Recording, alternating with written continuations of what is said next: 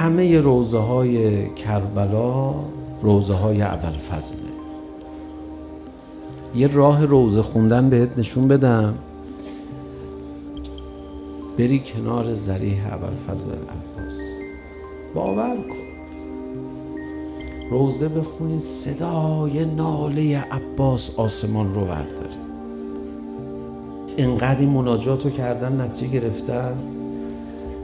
همین خیلی ساده هم بگو عباس منو درست کن آبروم میره ها. آخه ابوالفضل خیلی به آبرو حساس،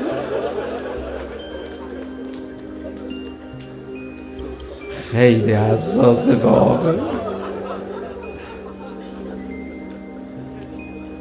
خیلی آغاز، خیلی مرده، خیلی حاجت هم که میدونی چجوری باید از ابوالفضل بگیری.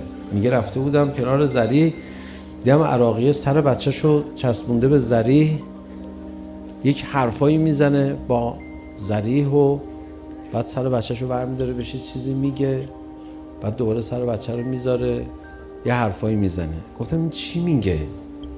نه گریه بکنه نه چیزی، همینجوری محکم لوتی.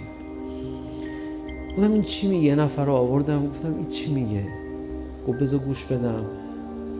بعد زد زیر گریه، گفت این سردرد داره بچهش دکترها جوابش کردن، اومده میگه ابوالفضل سر بچه‌مو خوب کن.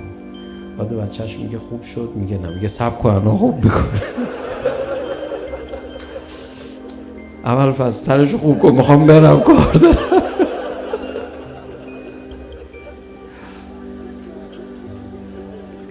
اینا اینجوری هن. بگو آقا قول دادم آدم شم آبروم نره ها. همین خیلی ساده هم بگو منو درست کن آبروم میره ها.